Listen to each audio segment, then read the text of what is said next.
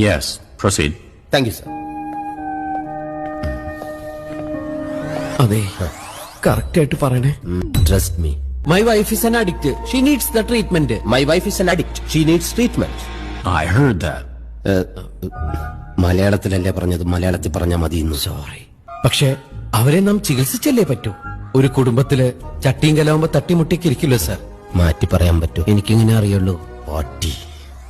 Families like pot and another pot. When they hit together, they will make sound cling bling bling.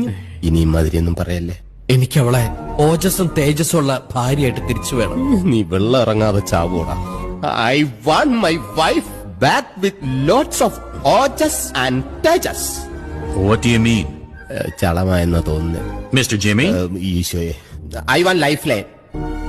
Lifeline? Phone a friend.